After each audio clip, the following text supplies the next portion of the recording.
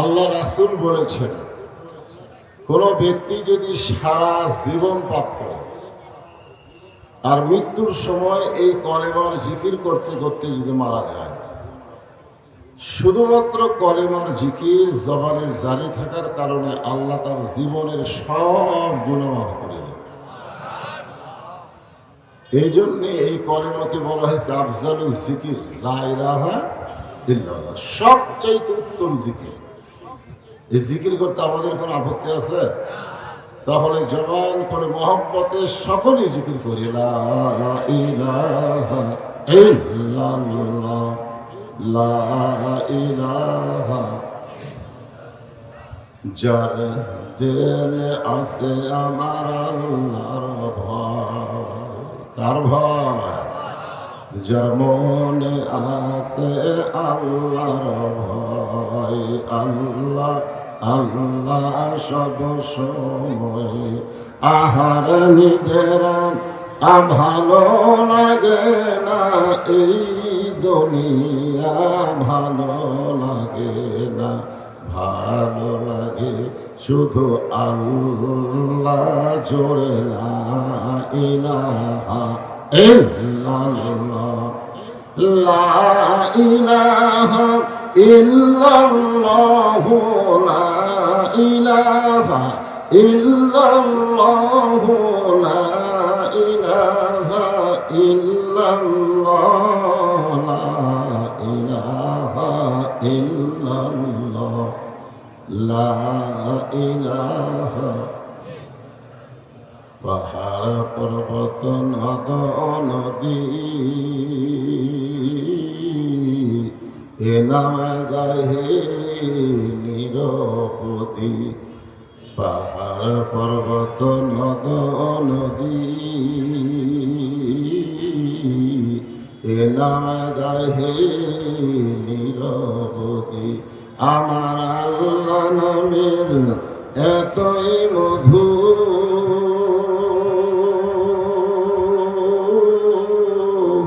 আল্লাহ নামের এতই জাদু, লুকিয়ে রাখছেন হে আল্লাহ জোরে, লা ইলাহা ইল্লাল্লাহ, লা ইলাহা ইল্লাল্লাহ, লা ইলাহা ইল্লাল্লাহ, লা ইলাহা ইল্লাল্লাহ, লা ইলাহা ইল্লাল্লাহ, লা ইলাহা,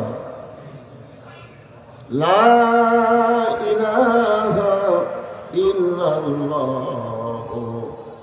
মুহাম্মাদুর রাসূলুল্লাহ।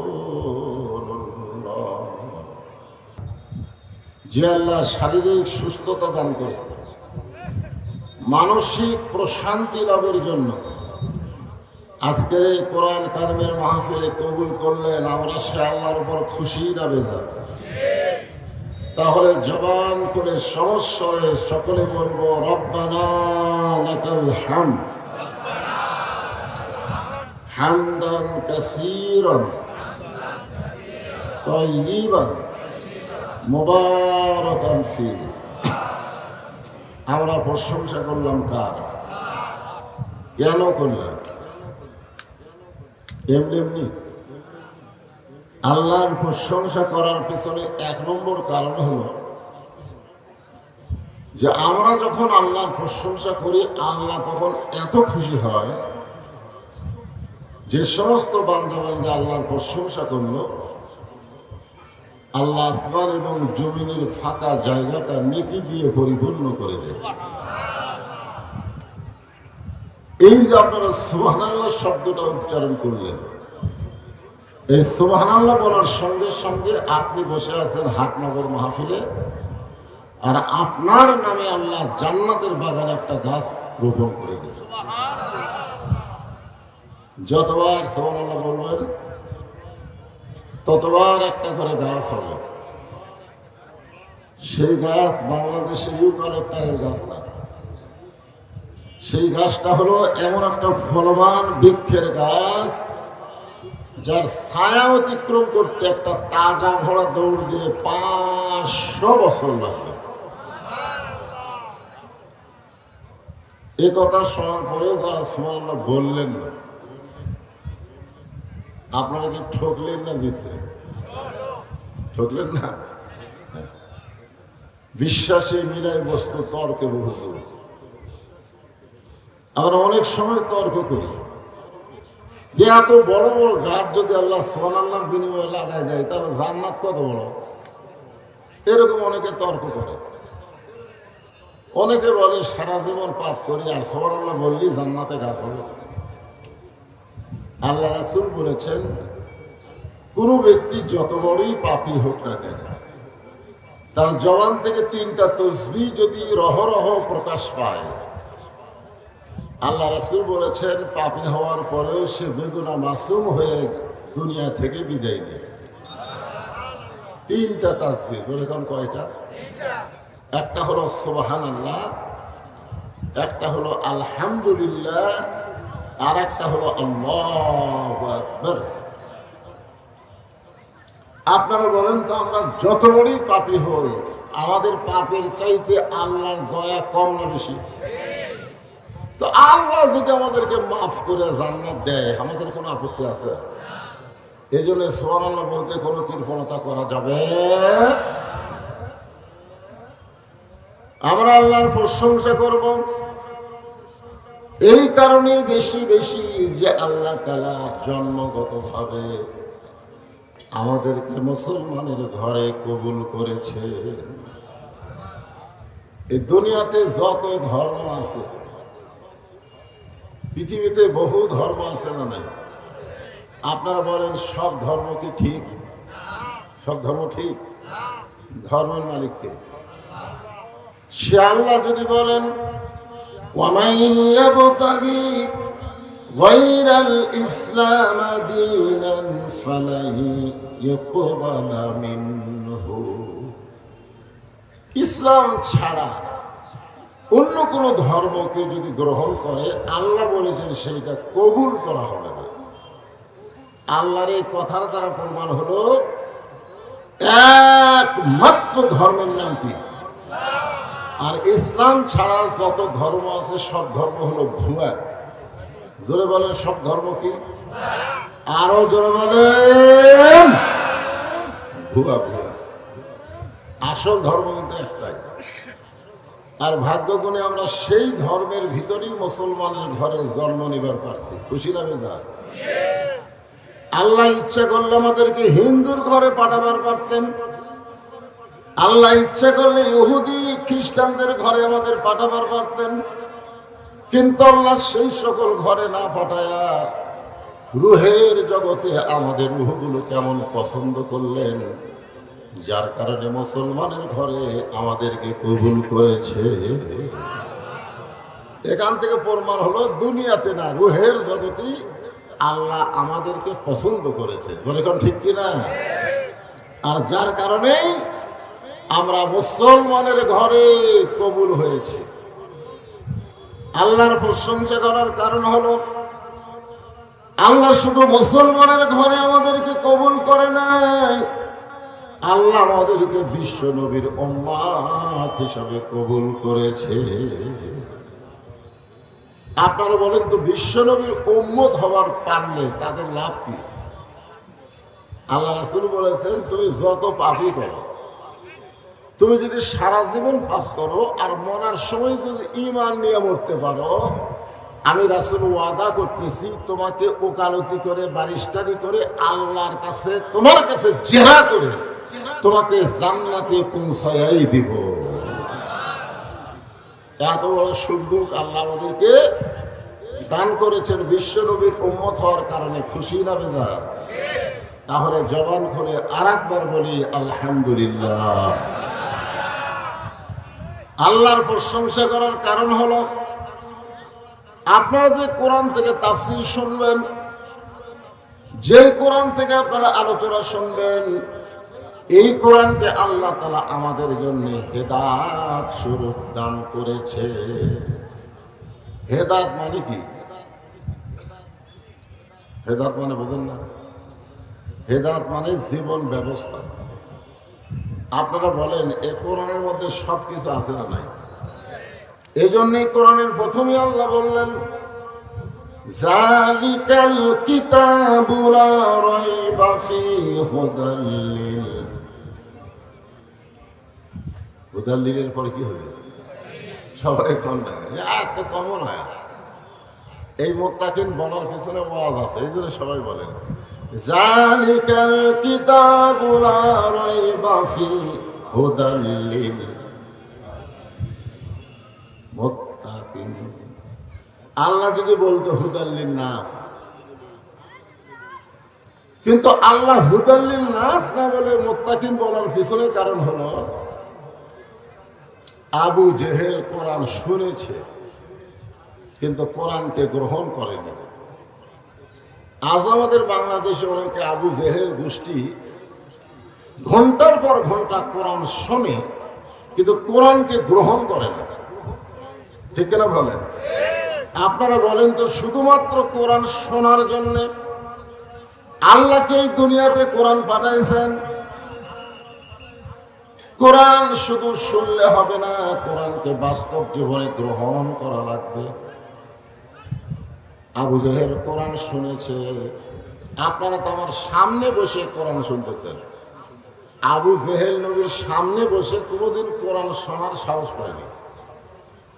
নবী যখন রাতের বেলা কোরআন পড়তেন, আবু জেহেল সুরের মতন চুপি চুপি ঘরের বাহির থেকে কোরআন শরীফ শুনতেন, আর সকালবেলা এসে কোরআনের পক্ষে রেজাল্ট দিতেন। এত সুন্দর কোরআনের বাণী, রাতটা কোন দিক দিয়ে গেল আমি বুঝবারই পারিনি। সুবহানাল্লাহ। আপনারা বলেন তো আবু জেহেল কথাকে খারাপ কইছে? খারাপ কইছে? এত সুন্দর কোরআনের বাণী, রাতটা কোন দিক দিয়ে গেল আমি বুঝবারই পারিনি। আবু সুফিয়ান বলেন এটা যেই কোরআন শুনতে রাত কোন দিক দিয়ে গেল বোঝা যায় না, সেই কোরআনকে যদি আমরা গ্রহণ করি তাহলে অসুবিধা কোন জায়গায়? শুনতেই যদি এত ভালো লাগে, সে কোরআনকে ধরলে অসুবিধা কোন জায়গায়? কথাটার মধ্যে গুরুত্ব আছে না নাই? শুনতে রাত কোন দিক দিয়ে গেল বোঝা যায় না, সেই কোরআনকে গ্রহণ করলে আমাদের অসুবিধা কোন জায়গায়? আবু জেহেল বলে আবু সুফিয়ান কোরআনকে যদি গ্রহণ করি তাহলে তোর আমার নেতৃত্ব চলবে না, আসল নেতা হয়ে যাবে আব্দুল্লাহর এতিম পোলা। কারণ কোরআনকে গ্রহণ করলে বাংলাদেশে কোনো ভুয়া নেতা থাকবে? আমাদের বাংলাদেশে যে নেতাগুলো আছে এরা কি আসল নেতা না ভুয়া নেতা? আরো জোরে বলেন কি? জোরসে বলেন। ভুয়া। ভুয়া ভুয়া একটা শব্দ বাংলাদেশে ভাইরাল হয়ে গেছে, ভুয়া। আমাদের বগুড়ার হিরো আলম যখন 21-এর বই মেলায় গেছিল, তখন ওই 21-এ বই মেলার ছেলেরা তাকে বলছে ভুয়া ভুয়া ভুয়া ভুয়া। কি বলছে? ভুয়া ভুয়া। আবার যখন মোস্তাক আহমদ তার একটা চেংড়ি বউকে নিয়ে গেল, মোস্তাক আহমদের নাম শুনছেন? বুড়ে ওই বিয়ে করছে একটা চেংড়ি, 7.5 পাশের একটা মেয়েকে বিয়ে করছে। যদি মোস্তাক আহমদ তার বউকে বোরকার মধ্যে রাখতো তাহলে কিন্তু ভুয়া ভুয়া শব্দ শোনা লাগতো না। দলেগণ ঠিক কিনা?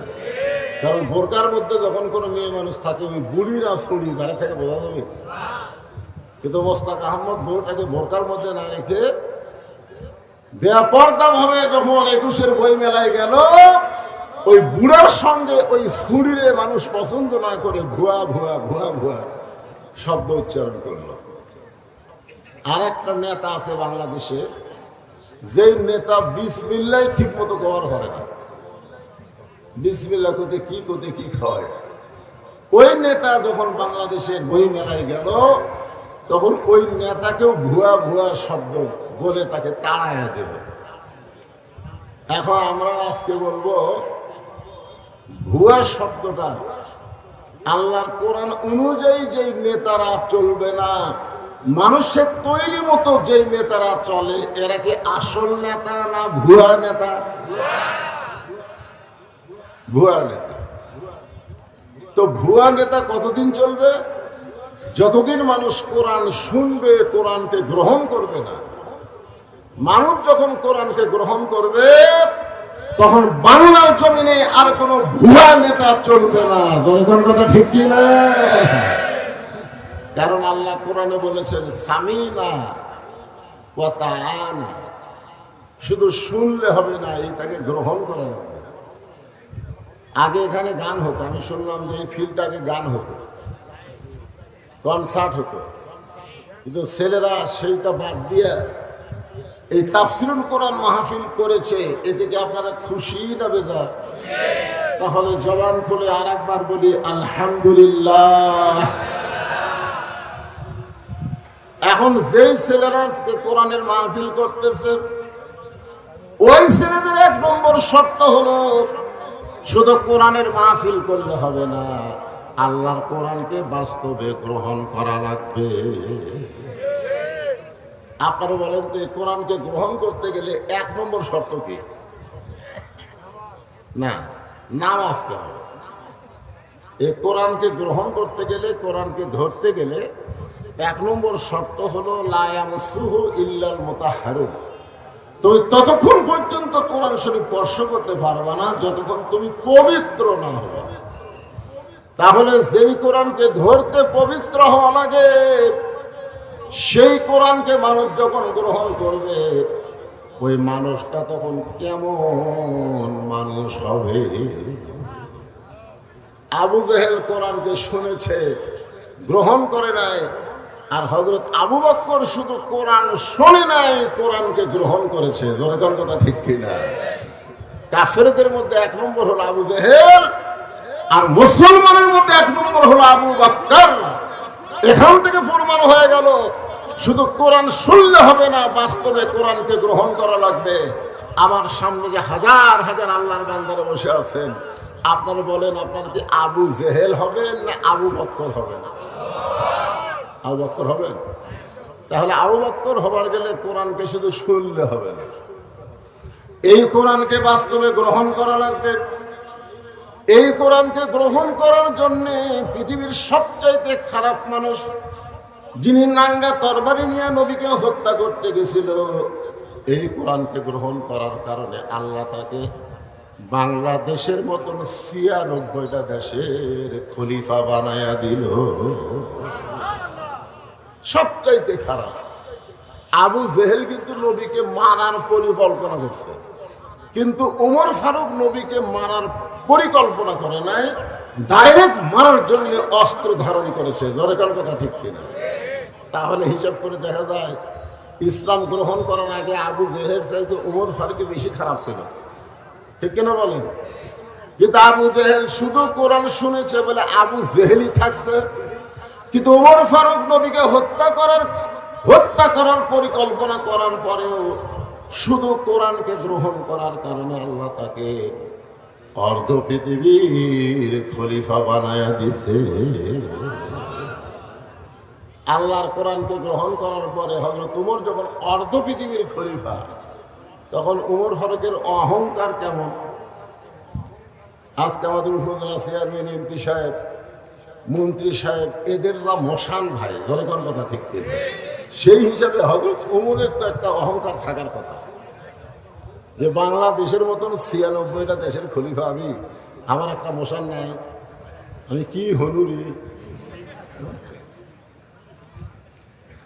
আল্লাহর কোরআনকে গ্রহণ করার কারণে হযরত ওমরের চরিত্রটা এমন হলো যে জুমার দিনে ৪,০০০ সাহাবীদের সামনে এমন সময় মাঝখান থেকে এক সাহাবী দাঁড়িয়ে বলতেছে, ইয়া আমিরাল মুমিনিন, আপনার খুতবা আমরা শুনবো না। যে বলছে আপনার খুতবা শুনবো না, ওমর ফারুক দ্বিতীয় কোনো কথা বলে নাই, চোখের পানি বের করে বলতেছে, ভাই আমার খুতবা না শোনার পিছনে কারণ কি? এখনকার কোন এমপি যদি মঞ্চে ভাষণ দিবার আসে, আর কোনো লোক যদি দাঁড়িয়ে বলে এমপি সাহেব আপনার ভাষণ আমরা শুনবো না, কারণ ভোটের আগে আপনি যেভাবে মানুষের কাছে আসেন ভোটের পরে আর আপনার সোপা দেখা যায় না, এরকম কথা যদি কেউ কয়, আপনি বলেন তো এমপি কিছু বলার আগে এমপির চামচা ওকে সাইজ করবে, ঠিক কি না? আর উমর ফারুককে যখন বলতেছে আপনার খুতবা আমরা শুনবো না, উমর ফারুক চোখের পানি বের করে বললেন আমার অপরাধ কি? বলে আপনার অপরাধ হলো আমাদেরকে খাটো পাঞ্জাবি দিয়ে আপনি লম্বা জুব্বা পরে খুতবা দিচ্ছেন, আমাদেরকে খাটো পাঞ্জাবি দিয়ে আপনি লম্বা জুব্বা পরে খুতবা দেবেন, যতক্ষণ লম্বা জুব্বার কাহিনী না বলবেন ততক্ষণ আমরা আপনার খুতবা শুনবো না। বাংলাদেশের টাকা কি কানাডাত পাচার করছে নাকি? হ্যাঁ, বাংলাদেশের টাকা কি কানাডাত গেছে? কানাডাত এখন বেগম পাড়া হচ্ছে, তোর এখন কি পাড়ায়? আমাদের বাংলাদেশের অনেক সম্পদ অনেক নেতারা বিদেশে পাঠায় দিছে, আর হযরত ওমর কোন সম্পদ পাচার করে নাই, খালি জুব্বাটা লম্বা হচ্ছে। তাতেই বলতেছে ভাষণ মন্দ, আগে বলেন লম্বা জুব্বা হওয়ার কারণ কি?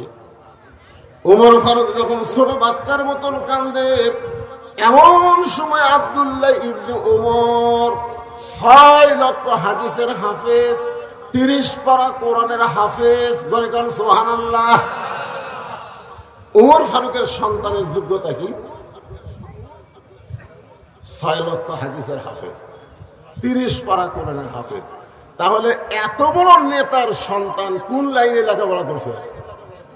এই কথা কন না কেন, কোন লাইনে পড়ছে? আর আমাদের নেতার ছেলেরা, হ্যাঁ, 6 লক্ষ হাদিসের হাফেজ, 30 পারা কোরআনের হাফেজ, বাবার পাশে দাঁড়ায় বলতেছে রে নবীর সাহাবীরা, তোমরা খাটো পাঞ্জাবি হলেও তো নতুন কাপড় পরে নামাজ পড়তে এসেছো, আমার পরনে দেখো, আমার পরনে নতুন কোনো কাপড় নাই। ওসমান গনি বলে আব্দুল্লাহ, আজকে জুমার দিনে নতুন কাপড় না পরে তুমি পুরাতন কাপড় পরলে কেন? আব্দুল্লাহ বলতেছে আমি যদি নতুন কাপড় পরে নামাজ পড়তে আসতাম তাহলে আমার বাবার জুব্বা লম্বা হতো না। আমি যদি নতুন কাপড় পরে নামাজ পড়তে আসতাম তাহলে আমার বাবার জুব্বা কি হতো না? দুনিয়ার সবাই যখন ঘুমায়, তোমরাও যখন ঘুমাও রে নবীর সাহাবীরা, আমার বাবা যেদিন থেকে খেলাফতের দায়িত্ব পাইছে সেদিন থেকে আমার বাবা আর ঘুমাই না। যখন এমপি বানানো হয়, মন্ত্রী বানানো হয়, তখন সে জনগণের খাদেম হয়, তার ঘুমানোর কোনো সময় থাকবে না, জনগণের খেদমত করার টেনশনে। জনগণ কথা ঠিক কি না? আব্দুল্লাহ বলতেছে একদিন গভীর রাত্রে চেতন পায়া আমি দেখলাম আমার মা দরজার পাশে দাঁড়িয়ে আছে। আমি মাকে বললাম, মা আপনি দরজার পাশে দাঁড়িয়ে আছেন, আপনি কি ঘুমাবেন না? আমার মা বলে, আব্দুল্লাহ রে, তোর বাবা বাড়ি থেকে বের হয়ে গেছে, তোর বাবা বাড়ি থেকে বের হয়ে গেছে মানুষের দুঃখ কষ্ট দেখার জন্যে। তোর বাবা যতক্ষণ বাড়িতে না আসবে আমি তোর মা ততক্ষণ ঘুমাতে পারবো না। রাতের বেলা মানুষের দুঃখ কষ্ট দেখে অর্ধ পৃথিবীর খলিফা হঠাৎ দেখতে পাই মরুভূমির মধ্যে কে যেন তাঁবু টাঙ্গাইছে, তাঁবুর মধ্যে 2টা বাচ্চা মা মা বলে কাঁদতেছে, আর মা বলতেছে গোশত সিদ্ধ হলেই তোমাদেরকে খাবার দিব। ওমর ফারুক চমকে গেলেন, মদিনার জমিতে তাঁবু টাঙ্গাইছে, এটা কোন মহিলা? আর বাচ্চা দুটা খাবার জন্য কান্দে, এখন পর্যন্ত মার গোশত সিদ্ধ হয় না। দমবার গোশত হলে বড় জোর 8 ঘন্টা লাগবে, উটের গোশত হলে বড় জোর 1 ঘন্টা লাগবে। এত গভীর রাত হয়ে গেল এখন পর্যন্ত সিদ্ধ হয় না। ওমর ফারুক তাঁবুর নিকটে গিয়ে লোকমা দিয়ে বললেন, মা তুমি কেমন মা, তোমার কলিজাত কি দয়া নাই? তোমার সন্তানগুলো ক্ষুধার জ্বালায় কান্দে আর এখনো পর্যন্ত তোমার গোশত সিদ্ধ হয় না। মেয়েটা বলে, পথিক রে, বর্তমানে যেই বিপদে পড়েছি আমার আল্লাহ আমার খুঁজলে না। মানে একটু বিরক্ত হয়ে গেছে। ধরুন কি হয়ে গেছে, বর্তমানে আমি যেই পজিশনে পড়েছি আমার আল্লাহ আমার খোঁজ নেয় না। উমর ফারুক বলে, মা তুমি কি বলতে চাও? মেয়েটা বলতেছে আমার বাড়ি হলো ইয়ামিন দেশে, আমি গতকাল বিকাল বেলা উমর ফারুকের দরবারে যাবার চাইছিলাম, কিন্তু এত মানুষের ভিড় আমি ওমরের দরবারে যাবার পারি নাই। আমি মনে মনে সিদ্ধান্ত নিয়েছি আজকে রাত কোনো মতে কাটাইয়া দিয়া আগামীকাল সকালবেলায় উমরের দরবারে যাব। কিন্তু আমার দুইটা সন্তানের পেটে এত খিদা লাগছে, ওরা খালি বারবার খাওয়ার জন্য কান্দে। আমি ওদের সান্ত্বনা দেওয়ার জন্যে পাতিলের মধ্যে পানি আর পাথর দিয়ে নিচে আগুন লাগাইয়া বলতেছি গোস্ত সিদ্ধ হলি তোমাদের খাবার দেব। আমি মনে করেছিলাম এই গোস্ত সিদ্ধ হওয়ার কথা শুনে এক সময় আমার দুইটা সন্তান ঘুমায় যাবে, কিন্তু এদের পেটে এত ক্ষুধা ওরা ঘুমাবার পারতেছে না। আমার মনে হয় আজকে রাত আমার সন্তান দুইটা ক্ষুধার জ্বালায় বাঁচবে না। সঙ্গে সঙ্গে হযরত ওমর বললেন, মা আর কষ্ট করো না, একটু ধৈর্য ধারণ করো। মাকে একটু ধৈর্য ধারণ করার কথা বলে অর্ধ পৃথিবীর খলিফা পাগলের মতন বাইতুল মালের দরজায় এসে ডাক দিলেন, আসলাম তাড়াতাড়ি খাবার এক বস্তা আমার মাথায় উঠে দে। আসলাম বলতেছি, আমিরুল মুমিনিন, আমি হলাম চাকর আর আপনি হলেন খলিফা, কোথায় বস্তা নিয়ে যাওয়া লাগবে আমারে বলেন, আমি মাথায় করে নিয়ে যাব। ওমর ফারুক বলে, আসলাম রে, একজনের পাপের বোঝা আর একজন কেউ মাথায় নেবে না, দে তাড়াতাড়ি বস্তা আমার মাথায় উঠাইয়া দে। আসলাম কি করবে, ওমর ফারুকের মাথায় যখন খাবার বস্তা উঠাইয়া দেয়, ওমর ফারুক এত জোরে দৌড় মারে, পিছন দিক থেকে আসলাম চিল্লায় বলে, আমিরুল মুমিনিন, এত জোরে দৌড় মারলে আপনি পড়ে গিয়ে আপনার কষ্ট হবে। ওমর কান্দের বলে, আসলাম রে, সময় মতো যদি জাগা মতো যাবার না পারি তাহলে জাহান্নামের আগুনকে আল্লাহ ওমর পুড়াইয়া দিবে। এক দৌড়ে তাবুর কাছে গিয়ে বললেন, মা বস্তার মধ্যে খাবার আছে, রুটি আর হালুয়া তৈরি করো। মা রুটি হালু তৈরি করে ওই উমর ফারুকের হাতে যখন দেয়, ওমর ফারুক দুইটা সন্তানকে দুই উরাতের উপরে নিয়ে রুটি হালুয়া যখন মুখে দেয়, দুই বাচ্চা ওমর ফারুকের চেহারা দিকে ফ্যাল ফ্যাল করে তাকায় থাকে।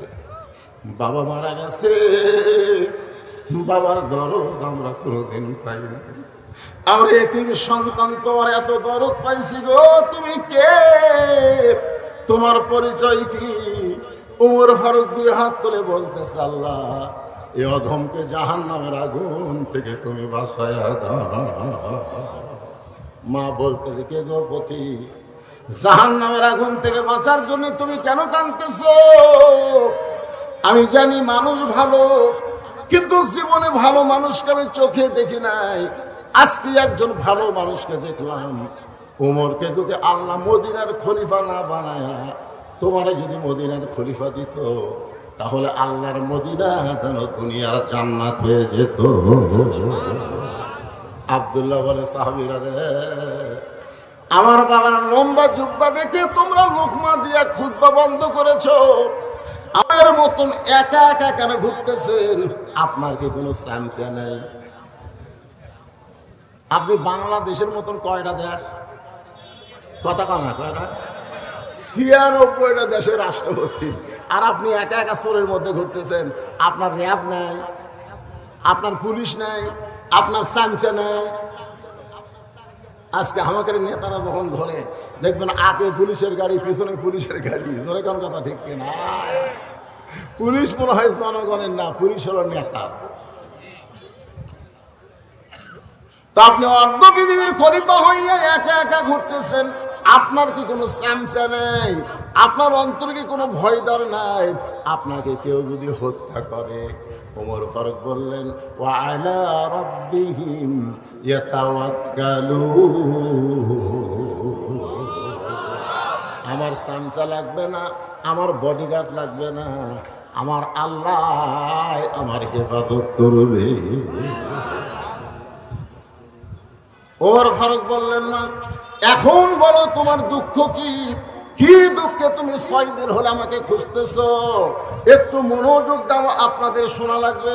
মেয়েটা বলতেছে এই মুহূর্তে আমার জীবনের সবচাইতে বড় দুঃখ হলো 6 বছর বয়সে ঈমান গ্রহণ করেছি, শুধু ঈমান গ্রহণ করার অপরাধে 12 বছর আমাকে জেলখানায় বন্দি জীবন কাটাতে হয়েছে। আপনারা বলেন তো মেয়েটার অপরাধ কি? চুরি করছে? আমির হামদার অপরাধ কি? মামুনুল হকের অপরাধ কি? আল্লামা সাইদ হুজুরের অপরাধ কি?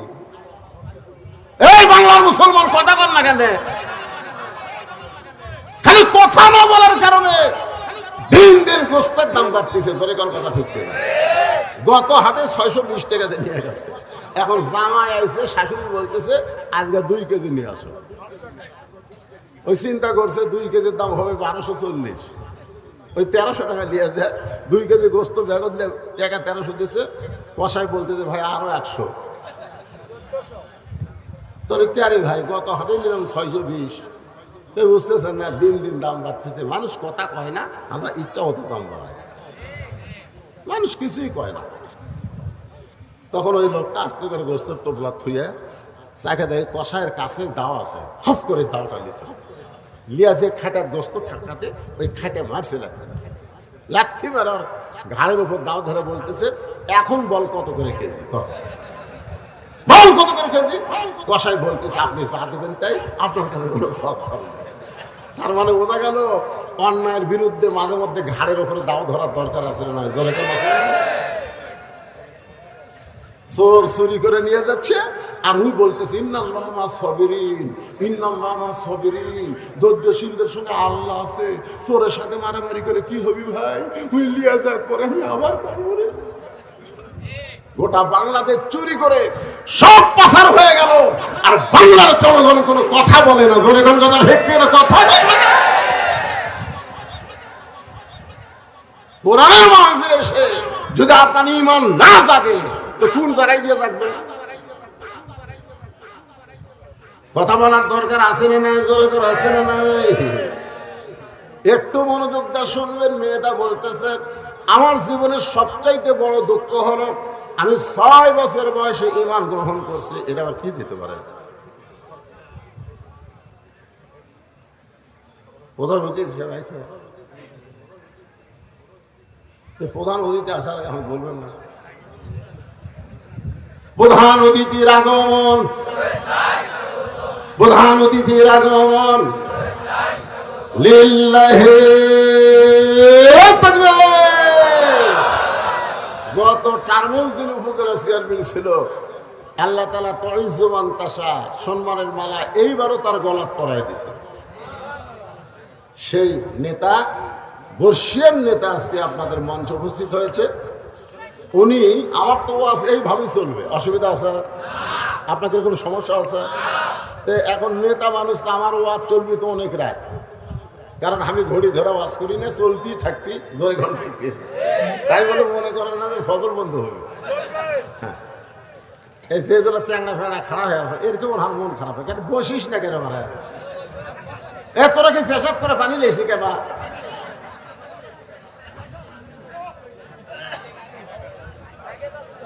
আমি ঘোষণা করতেছি অনেক মাইক দেন।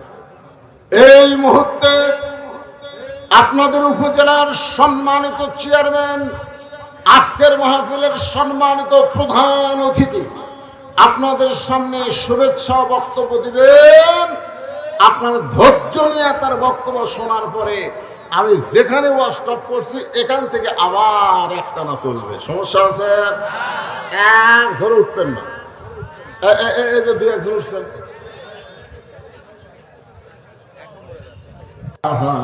ইল্লাল্লাহ লা ইলাহা ইল্লাল্লাহ লা ইলাহা ইল্লাল্লাহ লা ইলাহা ইল্লাল্লাহ মুহাম্মাদুর রাসূলুল্লাহ। সকলে বলি সাল্লাল্লাহু আলাইহি ওয়াসাল্লাম। সম্মানিত উপজেলা চেয়ারম্যান সাহেব অত্যন্ত গুরুত্বপূর্ণ আলোচনা করেছেন যে সমাজের অবক্ষয়, সমাজের অবক্ষয়ের কথা বলেছেন। এখনকার ছেলেরা অনেকে মাদক আসক্ত হয়ে গেছেন, আমি বলতেছি মেয়েরা ছেলেরা মদ খায়, জিনা খায়, যা করে করে, কিন্তু ওই ছেলেকে যদি নামাজি বানানো যায়, ধরে কারণ কি বানানো যায়? কথা আমার না, কথা আল্লাহ। আল্লাহ বলেছেন ইন্নাস সালাতা তানহানিল ফাহশাই ওয়াল মুনকার, একমাত্র নামাজই পারে মানুষকে যাবতীয় অশ্লীলতা খারাপি থেকে বাঁচাই দিতে। বলেন সুবহানাল্লাহ। এই জন্যই তো রাসূল বলেছেন 7 বছর থেকে নামাজের তালিম দাও। কয় বছর থেকে? আর 10 বছর থেকে জোর করে নামাজ ধরো। যদি আমাদের পরিবারের পক্ষ থেকে 7 বছর থেকে নামাজের তালিম দেওয়া হতো আর 10 বছর থেকে জোর করে যদি নামাজ ধরা না হতো, ওই ছেলে কোনোদিন মদ ধরতো না। ধরে কোন কথা ঠিক না? আর একটা কথা, চেয়ারম্যান সাহেব অত্যন্ত গুরুত্বপূর্ণ কথা বলেছেন যে এখানে তো মানুষ হেদায়েত হবে না, কারণ বক্তারাও আসে বাণিজ্যিকভাবে। বাণিজ্যিক, হ্যাঁ বাণিজ্যিক। আপনারা শোনেন, সূরা ইয়াসিনে আল্লাহ পাক বলেছেন অমাইয়াত্তাবাউ মাল্লাস আলুকুম আজরাও ওহুম মুহতাদুন। আল্লাহ বলেছেন হেদায়েতের বাণী প্রচার করে কেউ যদি উজরত তালাশ করে সে নিজেই হেদায়েত না। এই আয়াতের তাফসীর আপনারা পড়বেন। এখানে বলা হচ্ছে যে কোনো কেউ মুসলমান হয়ে হিন্দুদের কাছে, জোরে কোন কার কাছে? বিধর্মীদের কাছে কলেমার দাওয়াত দিয়ে তার কাছ থেকে যদি কোনো উজরত তালাশ করে, যে ব্যক্তি কলেমার দাওয়াত দিল সে নিজেই হেদায়েত না। আপনারা বলেন আমি কি আপনাদেরকে কলেমার দাওয়াত দিতে পারছি? যখন কলেমার দাওয়াত দিতে পারছি, আপনাকে মসজিদের ইমাম সাহেব নামাজ পড়ায়, আপনারা বলেন তো সেখানে বাণিজ্যিক কারবার আছে না নাই? ইমামকে মাস গেলে বেতন দেওয়া দরকার আছে না নাই? কথা বল না। আপনাদের মুয়াজ্জিন সাহেব যে আজান দেয়, ওই আজানের মধ্যে বাণিজ্যিক কারবার আছে না নাই? আজান দেওয়ার পরে মাস গেলে বেতন দেওয়া হয় কি হয় না? জোরে কোন হয় কি হয় না? আপনাদের মাদ্রাসায় যে সমস্ত হুজুররা কোরআন শরীফ পড়ায়, আপনারা বলেন তো এরা কি ফ্রি কোরআন পড়ায় না মাস গেলে হাদিয়া নেয়? তাহলে সব জায়গায় বাণিজ্যিক ব্যবস্থা থাকবে আর বক্তাদের ব্যাপারে থাকবে না। এইটা ঠিক না। বক্তারা তো কলেমার দাওয়াত দিচ্ছে না। আমরা সবাই কলেমা গ্রহণকারী মুসলমান, আমাদেরকে কলেমাটা ঠিক কেমনে রাখতে হবে এই বিষয়ে বক্তারা আলোচনা করে। কোনো কথা ঠিক কি না? আপনারা খুব খেয়াল করবেন। তো এখানে আল্লাহ এখানে মেয়েটা বলতেছেন আমার সবচাইতে বড় অপরাধ হলো আমি 6 বছর বয়সে ঈমান গ্রহণ করেছি। শুধুমাত্র ঈমান গ্রহণ করার অপরাধে 12 বছর আমাকে জেলখানায় বন্দি জীবন কাটাতে হয়েছে। ভাইজান এই কথাটা আপনারা একটু খেয়াল করবেন। মেয়েটা কিন্তু বলে নাই যে আমি ঈমানের কলেমা পড়েছি। মেয়েটা কিন্তু বলে নাই যে ঈমানের কলেমা পড়েছি। মেয়েটা বলতেছে আমি ঈমানকে গ্রহণ করছি। আপনারা বলেন তো ঈমানের কলেমা পড়া আর ঈমানকে গ্রহণ করা এই দুইটা কি এক? যুদ্ধের সময় আমাদের এলাকার অনেক হিন্দুরা ঈমানের কলেমা পড়ছে। অনেক হিন্দুরা আর্মি দেখলে, পাকিস্তানের সৈন্য দেখলে তারা মুসলমানের চাইতে বেশি জিকির করছে লা ইলাহা ইল্লাল্লাহ, লা ইলাহা ইল্লাল্লাহ, লা ইলাহা ইল্লাল্লাহ। আরবিরা বলতো বিলকুল ঠিক হয়। আপনারা বলেন তারা কি ঈমান গ্রহণ করেছে? ওরা মুখে কলেমা পড়েছে। এক হিন্দু আমারে কইছে হুজুর মুসলমানের কলমার দাম আছে। আমি কইলাম তুমি হিন্দু হয়ে মুসলমানের কলমার দাম কেমনে বুঝলে? বলি এই কলমা মুখে জারি রাখার কারণে আর্মির গুলি থেকে বাঁচা গেছে। আমি কইলাম ভাইজান শুধু কলেমা মুখে জারি রাখার কারণে আর্মির গুলির থেকে তুমি বাইচে গেছো। ওই কলেমা যদি কলিজার মধ্যে গ্রহণ করতা তাহলে জাহান্নামের আগুন থেকে আল্লাহ তোমারে বাঁচায় দিত। এই জন্য ঈমান গ্রহণ করতে গেলে আমাদেরকে 3টা জিনিস খেয়াল করা লাগবে। আপনার কি বিরক্ত হচ্ছেন? তাহলে তো ফাঁকা জায়গাটা আপনারা বন্ধ করলেন না কি জন্য? এই আপনারা মনে করতেছেন যে কাজ কামের দিন আমি সারা রাত ওয়াজ করবো, একটা সময় হঠাৎ শেষ করে দেবো, আপনারা আফসোস করবেন কেন এত তাড়াতাড়ি শেষ হলো কেন? ভাইজান এই জায়গাগুলো ফাঁকা করে পুরা করেন। আসে করোনার সময় আমরা বলছি ফাঁকা করে বসেন, এখন আর করোনা আছে নাকি? আপনারা বলেন তো করোনার সময় মুখে মাস্ক না দিয়ে কেউ বার হয়েছে? কেন হয়নি? আইন কে করছে? আল্লাহ না সরকার? আল্লাহ না সরকার? আল্লাহ করছে। সরকারের পুলিশ, সরকারের আইন বাহিনী মুখে যদি মাস্ক না দেখতো তার 200 টাকা, 500 টাকা, 1000 টাকা জরিমানা করতো। তাহলে ইচ্ছা করলে সরকার পারে, জোরে কোন পারে কি পারে না? যেই সরকার করোনার সময় মুখে মাস্ক পরাবার পারে, সেই সরকার ইচ্ছা করলে বাংলার মুসলমানকে নামাজও ধরাবার পারে। চেয়ারম্যান বলল সরকার সব পারে না।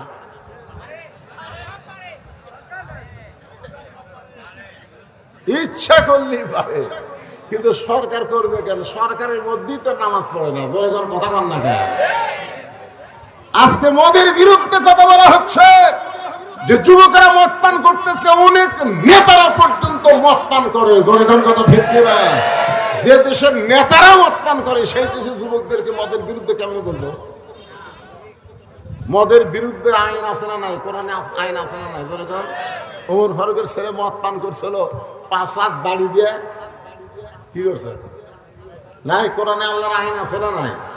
আমাদের যুবকেরা নামাজ না পড়লেও আইন আছে, এই যে ফ্রিজিং করলে তারও আইন আছে। সব কিছুর আইন আল্লাহর কোরআনের মধ্যে আছে। এই জন্যই তো আল্লাহ বলেছেন অনুনাজ্জিলু মিনাল কোরআনি মা হুয়া শিফাউ ওয়া রাহমাতুল লিল মুমিনিন। যার বাংলা স্লোগান হলো সব সমস্যার সমাধান দিতে পারে আল কোরআন।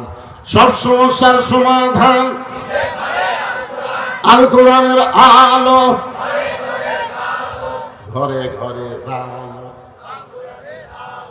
ঘরে ঘরে না, সংসদেও না, অ্যাঙ্গেলে মার দেওয়া লাগে। অ্যাঙ্গেলে মার হলো সব জায়গায় জালো। আপনারা বলেন সব জায়গায় যদি আপনি বলেন তার মধ্যে সংসদ আছে না নাই? এখন যদি আপনারা বলেন সংসদে জালো, তখন ওরা বলবে হুজুর ওই দলের লোক। আমরা কোরআনের মাহফিলে এসে এক দল করবো না, সব মুসলমান এক দলের মধ্যে চলে আসবো। তোর এখন কথা ঠিক কিনা? আপনারা বলেন তো মসজিদের মধ্যে ঢুকলে আমরা কয় দল? কয় দল? আওয়ামী লীগ, বিএনপি, জাতীয় পার্টি, জামাত সবাই মিলে দেখবেন কাতার সোজা করতেছে। আওয়ামী লীগ সরকারি দল ক্ষমতা আছে, ওই কাতারের থেকে 4 আঙ্গুল সামনে গেছে। কয় আঙ্গুল? তখন জামাতে ইসলাম হাত ধরে টানতেছে, লাইন হতাই। এই যে কাতারের দাগ তোর চোখে পড়ে না? আওয়ামী লীগ বলতেছে আমি খেয়াল করিনি ভাই। ও কে হাত ধরে টানতেছে ওদিকে ওর খেয়াল নাই, ওর খেয়াল হলো কাতারের দিকে। তার মানে বোঝা গেল মসজিদের মধ্যে যখন ঢোকে তখন আওয়ামী লীগ, বিএনপি, জাতীয় পার্টি ঢোকে না, সবাই এক কাতার হয়। আল্লাহর কোরআনের মাহফিলে যখন আমরা বসে যাব তখন আওয়ামী লীগ, বিএনপি, জাতীয় পার্টি থাকবো না, আমরা সবাই আল্লাহর দল হয়ে যাব। ঠিক আছে? মেয়েটা বলতেছে আমির আল মুমিনিন, সকালবেলা 3টা করে চাবুক, বিকালবেলা 3টা করে চাবুক। আমার এমন কোনো জায়গা নাই যে জায়গায় চাবুকের আঘাত লাগে নাই। আপনি যখন রোম পারস্য দখল করলেন তখন আপনি ঘোষণা করে দিলেন মুসলমান কোন রাষ্ট্র যখন দখল করবে ওই রাষ্ট্র তখন আল্লাহর আইনে চলবে। আর আল্লাহর আইনে যখন কোনো রাষ্ট্র চলবে ওই রাষ্ট্রের মধ্যে জেলখানার কোনো দরকার হবে। আপনারা বলেন তো আল্লাহর আইন এটা কি? আল্লাহর আইন কি দেরি করে না ডাইরেক্ট? যেরকম দেরি করে না ডাইরেক্ট? Direct action. আপনি যখন রোম পারস্য দখল করলেন, আমি রোমের একটা জেলখানার মধ্যে বন্দী ছিলাম, আপনি জেলখানার দরজা উন্মুক্ত করে দিলেন। আমি জেলখানার দরজা খোলা পাইয়া, কারণ আমার দাদা খ্রিস্টান, আমার বাবা খ্রিস্টান, আমার 14 গোষ্ঠী খ্রিস্টান। আমি এখন কি করব? এই 2 পাহাড়ের মাঝখানে 6 দিন হলে ঘুরতেছি। আপনার যদি দেখা যায় আপনার কাছে এই দুঃখী মেয়েটা একটু আশ্রয় চায়।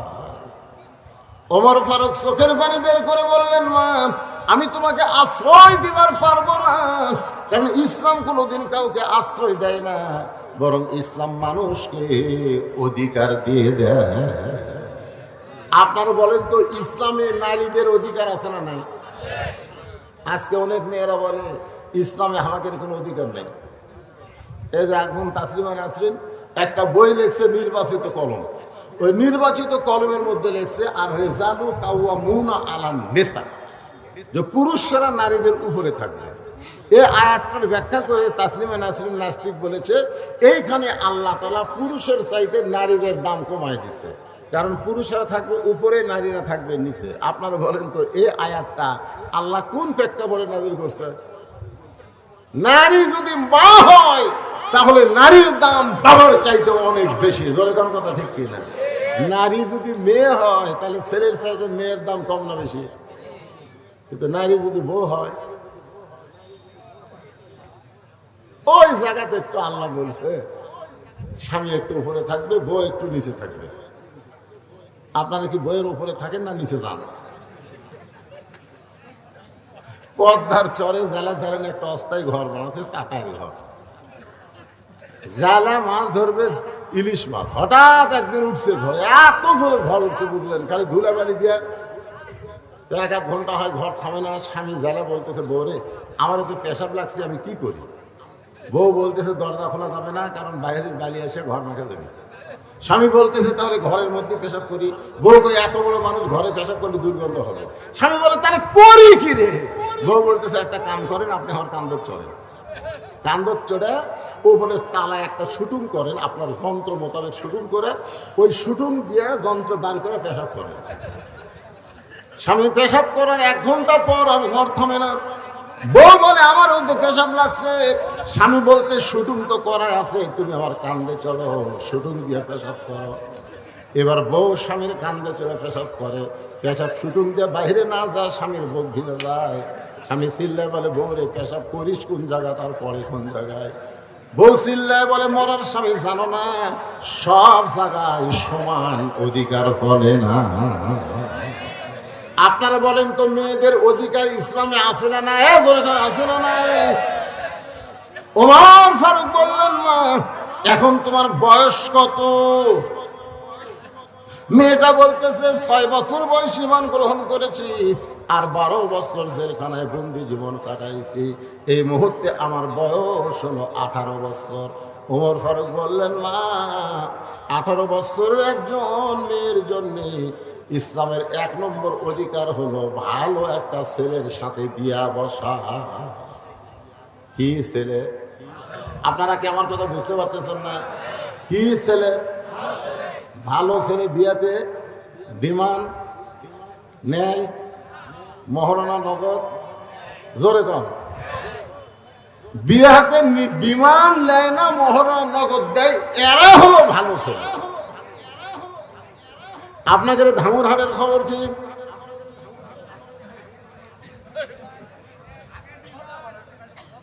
যে ব্যক্তি ডিমান্ড নিয়ে বিয়ে করে ওই যতইবার কবুল করুক আর বিয়া হয় না। এই ডিমান্ড নিয়ে বিয়া করার কারণে স্বামী স্ত্রী মিলন হওয়ার পরে যে মালগুলা বাড়ায়, ওই মালগুলা কোরআনের মাহফিলে বসে। আপনারা আজকে সর্বাত্মক স্বীকার করবেন ডিমান্ড নেওয়া জায়েজ না হারাম? মহরনা দেওয়া ফরজ না সুন্নত? মহরনা দেওয়া ফরজ, সেই মহরনা দেয় না। আর যেই ডিমান্ড নেওয়া হারাম সেই ডিমান্ড নেয়। এরা কোনোদিন ভালো ছেলে হতে পারে না। ওমর ফারুক বললেন, মা তুমি একটা ভালো ছেলের খবর কোথায় পাইবা? কারণ তোমার তো কোনো অভিভাবক নাই। আমি একটা ভালো ছেলের খবর দিচ্ছি, দেখো তো ছেলেটা তোমার পছন্দ হয় না। মেয়েটা বলতেছে, আমিরুল মুমিনিন তাহলে আপনি ভালো ছেলের খবর বললেন। ছেলেটার যোগ্যতা হলো 6 লক্ষ হাদিসের হাফেজ, 30 পারা কোরআনের হাফেজ, বয়স হলো 22 বছর, গায়ের রং ফর্সা, চাঁদের বরণ চেহারা। ছেলেটার নাম হলো আব্দুল্লাহ আর বাবার নাম হলো হযরত ওমর। মারে ও মা, আমি তোমাকে আমার বৌমা বানায়া, বেটার বৌমা বানায়া আমার বাড়িতেই তোমাকে অধিকার দিবার চাই। আপনারা বলেন তো মেয়ে মানুষের অধিকার আছে না নাই? আমি তোমাকে কি মা, জোরে কান, কি মা? অনেক মুরব্বী চিন্তা করতেছে, হুজুর বেটার বৌমা হয়, এটা আপনার ওয়াজে আমরা শুনি, কিন্তু বাড়ির তো দেখতে পাই না। এখন অনেক বেটার বৌমা না হইয়া বউ দজ্জাল আছে না নাই? জোরে কান, আছে না নাই? আপনারা যে বেটা করে বিয়ে করেছেন, কেবারে বেটার বউগুলা কেমন? কথা কয় না। আপনারা বেটা করে বিয়ে করার নেই? আগুন। বিয়ে করার আগে বেটা কি ভালো জানে, দুটা ডাব কিনে নেয়, একটা বাপক কাটা দেয়, একটা মাও কেটে দেয়। বাপ মাও কয় আমাকে আল্লাহ ফেরেস্তা দিছে। কিন্তু বিয়ে করার পরে এই বউ যে কি কান মন্ত্র দিছে, উই আর আপনাকে এই কি জায়গার নাম হাটনগর আর থাকে না, ওই এখন বউলিয়া চলে গেছে নওগাঁয়। এখন নওগাঁ বউলিয়া থাকে, বাসা করছে, 3 তলা বাসা করছে, ওটি বউলিয়া থাকে। বাপ মা থেকে হাটনগর। একদিন বাবা অসুস্থ হয়ে নওগাঁয় ভালো ডাক্তার দেখানোর জন্য চলে গেছে। ভালো ডাক্তারের একটা লম্বা সিরিয়াল, দেখতে দেখতে রাত 9টা বাজছে। রাত কয়টা? এখন চিন্তা করে 9টার সময় হাটনগর কেমনে যাই। মন বলতেছে কে তোর বেটার বাসা নাই। ওই তখন ওই মনের তাগিদে বেটার বাসাত গেছে। বেটার নাম হলো আব্দুল্লাহ। কি সুন্দর নাম, আব্দুল্লাহ। আব্দুল্লাহ বাসা টেকচুম করছে। কে আমার সবাই সার করে ডাকে, সাহেব করে ডাকে, আমার নাম ধরে ডাকলে মরদ কেড়ে। আপনারা বলেন তো, সন্তান যত বড়ই সাহেব হোক, নাম ধরে ডাকার মরদকে। আব্দুল্লাহ দরজা খুলে তাকায় দেখে বাবা এতিমের মতন দাঁড়ায় আছে। আব্দুল্লাহ বলে বাবা রাত 9টার সময়, কারণ খবর কি? বাপ বলতেছে আমার মন কখনো চাইনি তোর বাসা আসা, কিন্তু ডাক্তারের কারণে বাধ্য হয়ে আমাকে আসতে হলো। আব্দুল্লাহ হাত ধরে বলতেছে বাবা এত রাগ কেন করছেন বাবা? বাবা মনে মনে কয় রাগ তো তোর উপর করিনি, তুই যে মালটা বিয়ে করছো। রেস্ট রুমে এখন বাপকে বসায় দিয়ে আব্দুল্লাহ আস্তে আস্তে বউয়ের কাছে গেছে। বউ যে ঘরে ঘুমায় আসে না চাদর দিয়ে, ওই ঘরের মধ্যে যে আব্দুল্লাহ ফিস ফিস করে বলতেছে, লক্ষ্মীটি সোনার ময়না বাবা এসে। কি আছে তোমার বাবা যখন আব্দুল্লাহ আব্দুল্লাহ করে ডাকলো, আমি কি ঠসা? আব্দুল্লাহ জোরহাত করে বলতেছে বাবা কোনোদিনও আসে না রে, আজকে বিপদে আছে, আর তুমি এইরকম করে ভাষা। বাবার সামনে একটু খাবার দাও। বউ বলতেছে আমার মাথা ব্যথা করে, পিঠ শিরশির করে, পারলে তুমি দাও। আব্দুল্লাহর বাপ কি আর কম, চিল্লায় বলতেছে কে রে আব্দুল্লাহ, তুই কি মনে করছিস আমি খাবার জন্য যাচ্ছি? যাওয়ার জায়গা পাইনি দেখে তোর বাড়ি যাচ্ছি, থাকার একটু জায়গা পাই, খাওয়া লাগবে না। আব্দুল্লাহ রাত 9টার সময় বাবা না খাইয়া ঘুমায় গেছে। রাতটা যখন 11টা বাজে, তখন আব্দুল্লাহ শালা। আপনারা আব্দুল্লাহর শালা বলতে কি বুঝতেছেন? বইয়ের ভাই। 11টার সময় এসে ডাকতেছে শেফালি আপা, আব্দুল্লাহর বইয়ের নাম হলো শেফালি। শেফালি আপা, সঙ্গে সঙ্গে শেফালি কম্বল ফেলা দিয়া মারছে লাভ। আব্দুল্লাহ তাকায় দেখে কম্বল আছে, বউ নাই। বউটা দৌড়ে গিয়ে গেট খোলা, বলে ভাইজান এত রাত্রে কোত্থেকে? বলে ক্রাম বোর্ড খেলতে খেলতে রাত হয়ে গেছে, আপা আমি একটু ঘুমাবার চাই। বলে কিসের ঘুম, আগে খাওয়া। তুই না খাইলে ঘুমাইলে আমার চোখে ঘুম ধরবে না। এই বলে ভাত গরম, গোস্ত গরম, মাছ গরম, সব গরম করে ভাইয়ের সামনে দিয়ে বলতে যে খাভাই খাভাই, তুই না খাইলে আমার কলিজার শান্তি নাই। আব্দুল্লাহ মনে মনে চিন্তা করে 9টার সময় আমার বাবা আইছে, তখন তোর মাজা বেদনা করে, পিঠ শিরশির করে, আর 11টার সময় খাভাই খাভাই খবর কি? বার হয়ে দেখে 5 তরকারি গরম ভাত, শালার মাথায় বইয়ের হাত। কয় তরকারি? 5 তরকারি গরম ভাত, শালার মাথায় বইয়ের হাত। খালি বারবার বলতেছে আর এক টুকরা খা ভাই, তুই না খাইলে আমার কলিজার শান্তি নাই। আব্দুল্লাহ চুপি চুপি বাবা যেই ঘরে ঘুমায়, ওই বাবার ঘরের জানলার কাছে 0 বাল্বের আলোতে তাকায় দেখে বাবার শুকনা মুখটা দেখতে পায়। আব্দুল্লাহর চোখটা পানি পড়তেছে। যেই বাবা নিজে না খাই আমাকে লেখাপড়া করাইছে, যেই বাবা মাটির বিছনার থেকে আমাকে খাট বানায় দিছে, আজকে আমার সেই দরদের বাপ না খায় আছে, আর সালাদ সামনে 5 তরকারি গরম ভাত, আমার কি কিছুই করণীয় নাই। সঙ্গে সঙ্গে আল্লাহর কোরআন বলতেছে আল্লাযী খালাকাল মাউতা ওয়াল হায়াতা লিয়াবলুয়াকুম আইয়ুকুম আহসানু আমালান ওয়া হুয়াল আজিজুল গফুর। আল্লাহু আকবার। আব্দুল্লাহ রে, তোর মৃত্যুর হায়াতকে আমি আল্লাহ সৃষ্টি করেছি পরীক্ষা করার জন্য, সুন্দর আমল করতে হবে। আল্লাহ কোরআনে বলেছে ওয়াকাযা রাব্বুকা আল্লা তা'বুদু ইল্লা ইয়্যাহু ওয়া বিল ওয়ালিদাইনি ইহসানান। আল্লাহর পরেই হলো বাপ মা। তোর সেই বাপ না খেয়ে ঘুম পাড়তেছে, তোর শালার সামনে 5 তরকারি গরম ভাত, তোর কি করার কিছুই নাই? আল্লাহর কোরআন ঈমান জাগায় দিয়েছে, জোরে বলো সুবহানাল্লাহ। গোটা বিশ্বের মানুষকে ঈমানকে জাগাইতে পারে সেই কিতাবের নাম কি?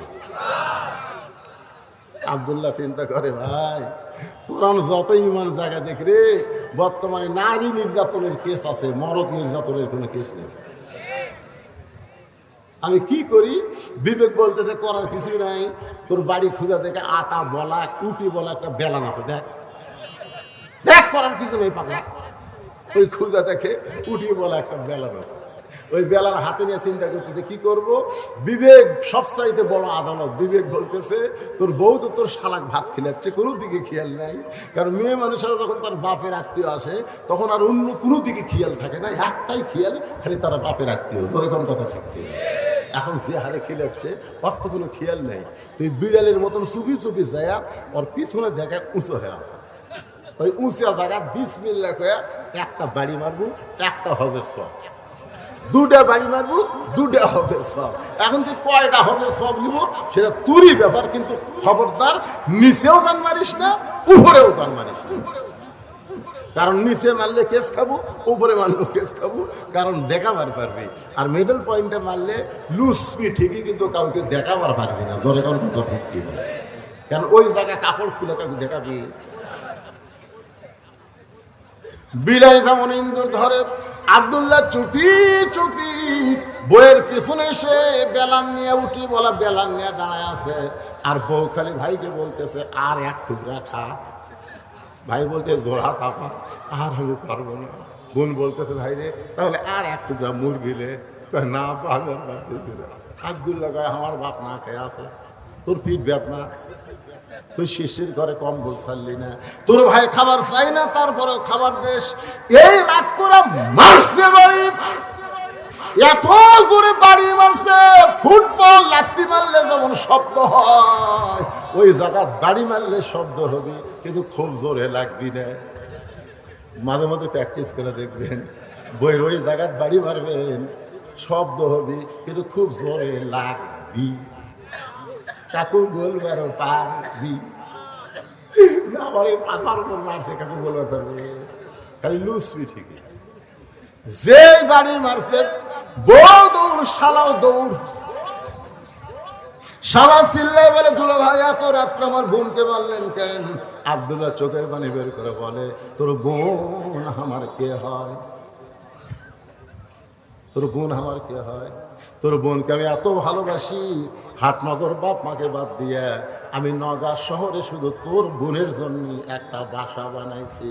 কারণ বউকে ভালোবাসার কথা ইসলামে আছে না নাই? এজন্য ভালোবাসার কথা ইসলামে আছে না নাই? আল্লাহ নবী ঘরের মধ্যে বসে আছে, এমন সময় উম্মাহাতুল মা আয়েশা রাদিয়াল্লাহু তাআলা, আমাদের উম্মা, আমাদের মা ঘরের মধ্যে ঢুকছে। নবী বসে আছেন, মা আয়েশা ঘরের মধ্যে ঢুকছে, সঙ্গে সঙ্গে নবী দাঁড়িয়ে গেলেন। মা আয়েশার সম্মানে নবী দাঁড়ালেন না, নবী দাঁড়ায় দরজা বন্ধ করে দিলেন, জানলা বন্ধ করে দিলেন। আয়েশা বলে ইয়া রাসূলুল্লাহ, আমি ঘরে আসার সাথে সাথে আপনি দরজা বন্ধ করলেন, জানলা বন্ধ করলেন, আমার দেহ থর থর করে কাঁপতেছে। রাসূল বলে কি কারণে তোমার দেহ কাঁপে? বলে আপনার জুতার পরশে আল্লাহ। হুজুর যদি কোনো বেয়াদবি হয় এই কারণেই আমার দেহ কাঁপতেছে। রাসূল বলে আয়েশা, একজন নবীর জুতার পরশে আল্লাহর আরো ধন্য হয়েছে, একজন নবীর জুতার পরশে। আয়েশা বলে হুজুর আপনি তো সেই নবী। রাসূল বলে যতক্ষণ দরজা খোলা ছিল ততক্ষণ আমি নবী ছিলাম, কিন্তু যেই দরজা বন্ধ হয়েছে আমি আর নবী নয়, আমি হলাম স্বামী আর তুমি আমার বিবি। বউকে আদর করার কথা ইসলামে আছে না নাই? নবী বলতেছেন একজন নবীর জুতার ভরসা আল্লাহর আরো ধন্য হয়েছে। আয়েশা বলে আপনি তো সেই নবী। রাসূল বলে আমি নবী ছিলাম রে যতক্ষণ দরজা খোলা ছিল, এখন দরজা বন্ধ, কিসের নবী রে? আমি হলাম স্বামী, তুমি আমার বিবি, আসো। মা আয়েশা দৌড়ে এসে স্বামীর বুকে মাথা দিয়ে কয়, আল্লাহ, এতদিন জানতাম আমার নবী বিশ্ব নবী, আজকে দেখতেছি আমার নাবি হলেন 1 নম্বর স্বামী। নবী আস্তে করে মা আয়েশাকে বুকের মধ্যে নিয়ে এই ডান হাত দিয়ে পিঠের উপর একটা চাপ দিছে। এই চাপ দেওয়া কিন্তু সুন্নত। আপনারা বুকের মধ্যে নিয়ে একটা কি দিবেন, কথা কয় না একেবারে। শোনেন, ফেতনার জামানায় একটা সুন্নত আমল করলে 100 গলা কাটা শহীদের সব। কোনদিন চাপ দিচ্ছেন আপনারা? যারা বিয়ে করতেছেন ভাই, আমি তার খুব বলতেছি, আর প্রেমিকা চাপ দেওয়ার কথা বলতেছেন। এখন বউকে বুকের মধ্যে নিয়ে আল্লাহ রাসূল, আল্লাহর নবী হলেন আমাদের আদর্শ। নবী যখন ডান হাতে চাপ দিয়েছে, সঙ্গে সঙ্গে আল্লাহ বলে, জিবরাইল যা যা নবীর কাছে কোরআন শরীফ নিয়ে যা। ফেরেশতা জিবরাইল বলে, আল্লাহ বহুবার নবীর কাছে কোরআন নিয়ে গেলাম, এইভাবে তো কোনোদিন বলেন নাই।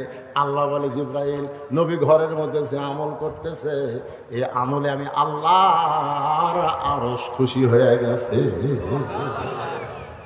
সুবহানাল্লাহ, জোরে কোয়া যায় না? আপনারা বলেন তো, নবী কি ঘরের মধ্যে নামাজ পড়তেছে, জিকির করতেছে, তাসবিহ তেলাওয়াত করতেছে, কি করতেছে? বুকের মধ্যে চাপা ধরায় আল্লাহর কাছে সবচাইতে দামি আমল। জোরে বলেন সুবহানাল্লাহ।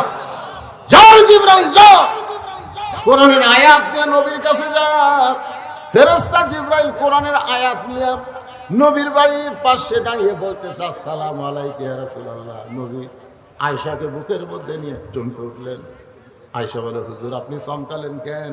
বলে, ফেরেশতা জিবরাইল আমাকে সালাম দিল। আয়েশা বলতেছে, এই সময় ফেরেশতা আসার টাইম হলো। কারণ বউ যখন স্বামীর বুকের মধ্যে থাকে, মনে হয় বউটা জান্নাতের মধ্যে আছে। জোরে কোন কথা ঠিক না? আল্লাহ রাসূল বলে, আয়েশা, জিবরাইল নিজের ইচ্ছায় কোনোদিন আসে না, জিবরাইল আল্লাহর হুকুমে আসে। দেখি জিবরাইল কি জন্য আইছে। নবী বললেন, জিবরাইল কারণ কি? জিবরাইল বলে, হুজুর ঘরের মধ্যে কি করতেছেন আমি জানি না, তবে আল্লাহ পাক আমাকে জানাইছে যে আমল করতেছেন, আল্লাহর আরশ খুশি হয়ে গেছে। আল্লাহ কোরআনের আয়াত নাজিল করেছে, হুন্না পড়েন, হুন্না লিবাসুল লাকুম ওয়া আনতুম লিবাসুল লাহুম। তোর বোন আমার বউ হয় রে, সে আদরের বউকে আমি কেন মারলাম? আয় শালা বলতেছে, আমাকেও মারবেন নাকি? বলে, তোকে মারবো না, তোকে একটু দেখাবার চাই। এবার শালার হাত ধরে বাবা যেই ঘরে ঘুমায় ওই ঘরের জানলার কাছে নিয়ে গিয়ে বলতেছে, দেখ তো ভিতরে কে। শালা বলতেছে, আপনার বাবা কখন আইছে? দুলা ভাই, আপনার বাবা কখন আইছে? আব্দুল্লাহ বলতেছে, 9টার সময় আইছে। তোর বোন কইছে মাজা বেদনা পিঠ শিরশির করে, আমার বাবার সামনে খাবার দেয়নি বলে বাবা রাগ করে না খেয়ে ঘুমিয়ে গেছে। আর 11টার সময় তোর সামনে 5 তরকারি গরম ভাত। বলবে, শালা বল আমার আমল কি? শালা বলতে, দুলা ভাই আর একটা মারেন, আর একটা মারেন। এই মানুষের জাত না, এই বাপের আত্মীয় পছন্দ করে, স্বামীর আত্মীয় 2 চোখে দেখবার পারে না। ধরে কোন কথা ঠিক কিনা? আপনাদের ঘরে এমন বউ আছে না নাই? ওর বাপের বাড়ি একটা ফকির আসলে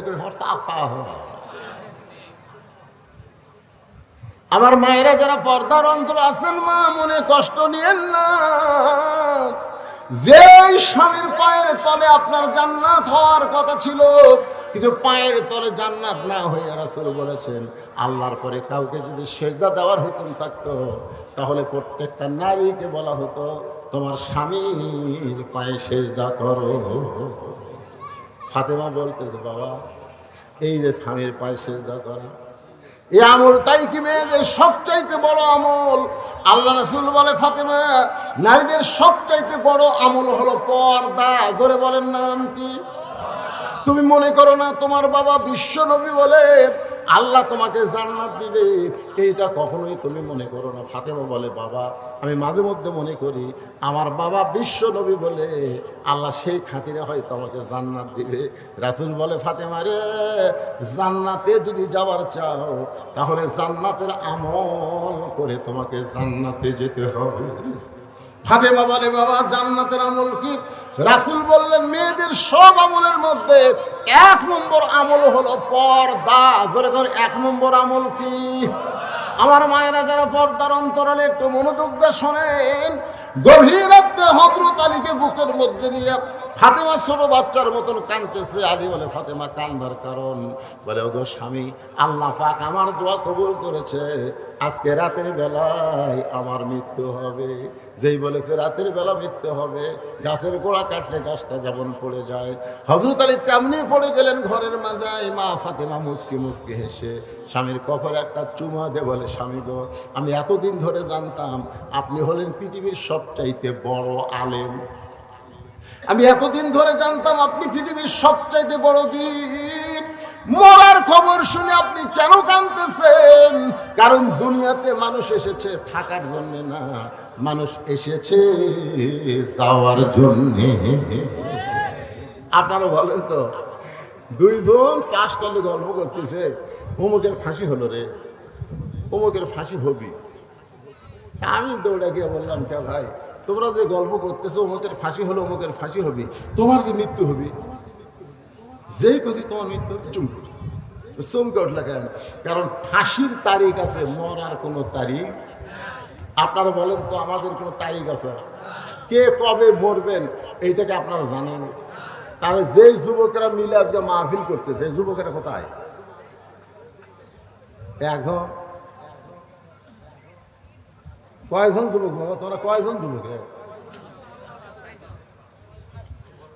এই যুবকেরা, যারা আজকে কোরআনের মাহফিল করতেছো, আমি তাদেরকে বলবো, তোমরা বিবেকের আয়নায়, বিবেকের আদালতে জিজ্ঞাসা করো, তোমরা কি মাগরিবের নামাজ পড়েছো? তোমরা কি এশার নামাজ পড়েছো? তোমরা কি ফজরের নামাজ পড়বা?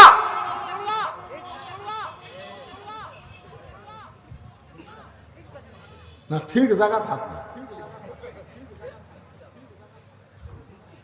সারা জীবন ঘুষের চাকরি করছে, বুঝলেন? সারা জীবন কিসের চাকরি? যখন ঘুষের চাকরি শেষ হয়ে গেছে, তখনই কান দিচ্ছে, আল্লাহ আল্লাহ, আমি তওবা করলাম, আল্লাহ আর ঘুষ খাবো না, আল্লাহ আর ঘুষ। আল্লাহ কয়, ফেরেশতা কয়, কান সারা তর মারতো, শালা কি করে? যতদিন ঘুষের চাকরি আছিল তখনই তওবা করেনি, এখন চাকরি শেষ আর ঘুষ খাওয়ার পারবি না, তখনই তওবা করতেছে। বুড়া বয়সে আল্লাহর কাছে কান দিচ্ছে, আল্লাহ আমি আর চুরি করবো না, আল্লাহ আমি যৌবন বয়সে যা করছি আল্লাহ, বুড়া বয়সে আর চুরি করবো না। আল্লাহ কয়, চুরি করার ক্ষমতা আছে কি?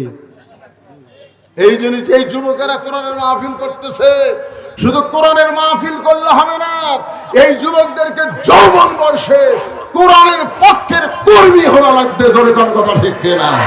শুধু কোরআনের কর্মী হলে হবে না, 5 ওয়াক্ত নামাজ জামাতে আদায় করা লাগবে। ধরে কোন কথা ঠিক না? যারা মাহফিলে একটা টাকাও আদায় করে না, আদায় করে তোমরা? কোনো টাকা আদায় করে না, এরা নিজেরাই টাকা দিয়ে এত সুন্দর আয়োজন করে। আর সেই যুবকদের জন্য আমাদের প্রাণ খুলে দোয়া করার দরকার আছে না নাই? জোরে গান আছে না নাই? গান বাজনা হচ্ছে না, কনসার্ট হচ্ছে না, কোরআনের মাহফিল হচ্ছে। এই মাহফিলকে আল্লাহ যেন কবুল করে।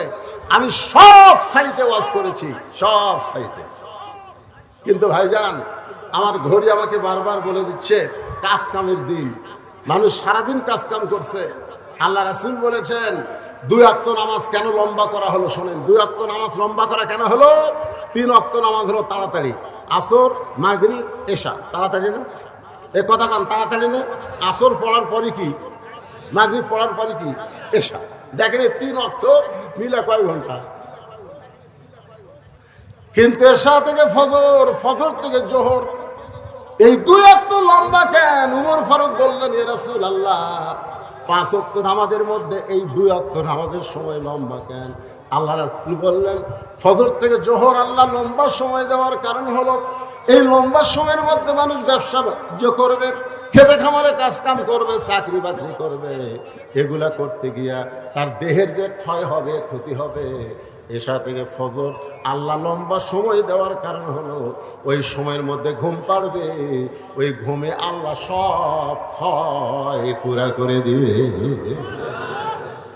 এই জন্যে আপনারা নিয়ত করবেন যে দিনের বেলায় মাহফিল করা, জোহর থেকে আসর।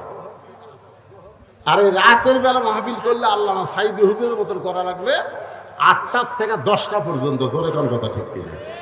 আমি এখানে অনেক আগে আইছি, এশার নামাজের অনেক আগে নিয়ত করছিলাম যে 9টার দিকে টেজর দিবে, আপনাকে সময় মতো মোনাজাত করে আপনার বাড়িতে ঘুমও পারবেন। পরের দিন আমার ধান কাটা শুরু আছে, শুরু হয়নি, ধান কাটা শুরু হয়নি। কঠিন কাজ, এই জন্যই তো মানুষজন খুব কম। অনেক লোক দেখতেছে সারা রাত অসম্ভব গেলে আমাদের কাজ কাম হবে না, মাঝে মাঝে ফাঁকে ফাঁকে দিয়ে একজন উঠে গেছে। তা আমাদের মন টার্গেট হলো এই ছেলেদের জন্য আমরা দোয়া করব প্রত্যেক বছর আল্লাহ যেন এমন করে একটা কোরআনের বাগান লাগাতে পারে। সকলে বলে আল্লাহুম্মা আমিন। সকলে ইস্তিগফার পড়েন, আস্তাগফিরুল্লাহ রব্বি মিন কুল্লি জামবি ওয়া আতুবু ইলাইহি লা হাওলা ওয়ালা কুওয়াতা ইল্লা বিল্লাহিল আলিয়্যিল আযীম। আল্লাহুম্মা সাল্লি আলা সাইয়্যিদিনা শাফিনা নাবিয়িনা মাওলানা মুহাম্মদ ওয়া আলা আলিহি ওয়া সাহবিহি ওয়া বারিক ওয়া সাল্লিম। আল্লাহুম্মা আমিন। আল্লাহুম্মা আনতাস সালাম ওয়া মিনকাস সালাম তাবারাকতা ইয়া যাল জালালি ওয়াল ইকরাম। আয় আল্লাহ, মাগরিবের নামাজের পর থেকে অনেক রাত পর্যন্ত তোমার পাগল বান্দারা আরামের বাড়ি ঘুমকে বাদ দিয়া কোরআন হাদিসের মহব্বত কলিজার মধ্যে নিয়ে এই জান্নাতের বাগানে বসে বসে কোরআন হাদিসের আলোচনা শোনার শেষে আমি গুনাহগারের সঙ্গে রহমতের দরজায় ফকির হয়ে দোকানা হাত তুলেছি। আল্লাহ মেহেরবানি করে আজকের মাহফিল আমাদের সকলের হেদায়েতের জন্য, নাজাতের জন্য, জান্নাতের জন্য কবুল করে না। এই মাহফিলের শুরু থেকে শেষ পর্যন্ত যত আলোচনা হয়েছে এর মধ্যে যদি ত্রুটি হয়, ভুল হয়, মাফ করে দাও। এর হাদিয়া মঞ্জুর করো। সোনার মদিনায় নবী পাকের রওজা মুবারকে আল্লাহ তুমি কবুল করে নাও। তামাম আম্বিয়ায়ে কেরাম, আসহাবে কেরাম, তাবিঈন কেরাম, তাবা তাবিঈন কেরাম, তামাম পৃথিবীর মাটির নিচে যত মুমিন মুমিনাত আছে আল্লাহ সকলের আরওয়াফের হাদিয়া কবুল করো। আল্লাহ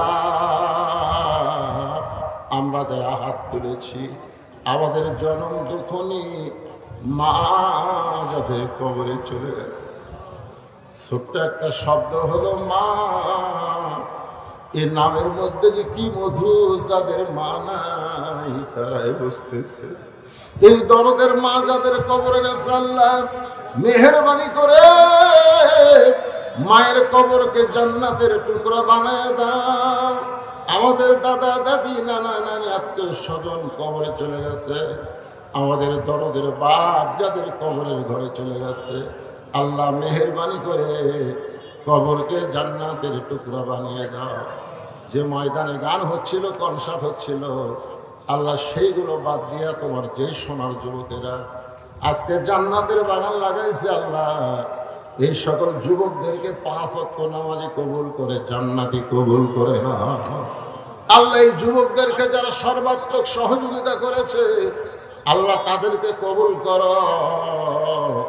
প্রত্যেক বছর এমন করে একটা জান্নাতের বাগান যেন লাগাইতে পারে এমন ইমানি শক্তি যুবকদেরকে দান করে দাও। আল্লাহ হাটনগর মাহফিলকে কবুল করো। আজকের মাহফিলের সম্মানিত সভাপতিকে কবুল করো, সহসভাপতি, প্রধান অতিথি, বিশেষ অতিথির আল্লাহ তুমি কবুল করো। আলেম ওলামার কবুল করো, হাজী সাহেবদের কবুল করো, মুরব্বীদের কবুল করো, যুবকদের কবুল করো, কচি কাচাদের কবুল করো। পর্দার অন্তরালের মা বোনেরা আবেদা সালেহা পর্দানি কবুল করে মা ফাতেমার চরিত্র দান করে দাও। ফিলিস্তিনের মুসলমানকে আল্লাহ তুমি হেফাজত করো। তোমার ঘরের জন্য যারা জীবন দিছে শহীদের মর্যাদা দান করে দাও। আহত যারা অবস্থা আছে আল্লাহ সুস্থ করে দাও। আবার বাংলাদেশের প্রতি রহমত বরকতের বৃষ্টি বর্জন করে দাও, বর্ষণ করো আল্লাহ। আল্লাহ আসমানের বেলা আসমানে নাও, জমিনের বেলা জমিনে ডাবায় দাও। মাঠে ময়দানে যে ফসলগুলো আছে আল্লাহ সেই ফসলগুলো বরকতের সাথে তোমার বান্দা বান্দের ঘরে আসার তৌফিক দিয়ে দাও। আল্লাহ অসুস্থ অনেকে দোয়া চেয়েছে, কে কোন নিয়তে হাত তুলে আমিন আমিন করতেছে আল্লাহ সকলে নেক নিয়ত নিয়ে কাছে কবুল করো। আল্লাহ যুব শক্তিকে কবুল করো, এই মাহফিল কমিটির সভাপতি, মাহফিল কমিটির সেক্রেটারি, কেশিয়ার, মাহফিল কমিটির সদস্য, আল্লাহ সকলকেই তুমি জান্নাতি কবুল করে না। আল্লাহ কত মানুষের জানাজার নামাজ আমরা পড়েছি, এই দুই হাত দিয়ে কত কবরে আমরা মাটি দিয়েছি। একদিন আমরা সবাই মরে যাব, যেদিন আমাদের মৃত্যু হবে দিনটা যেন জুমার দিন হয়, মাসটা যেন রমজান মাস হয়। ইমানের সাথে ইজ্জতের সাথে এই দুনিয়া থেকে বিদায় নেওয়ার কালে আমাদের জবানে জারি করে দিও লা ইলাহা ইল্লাল্লাহু মুহাম্মাদুর রাসূলুল্লাহ সাল্লাল্লাহু আলাইহি ওয়াসাল্লাম। আসসালামু আলাইকুম ওয়া রাহমাতুল্লাহি ওয়া বারাকাতুহু।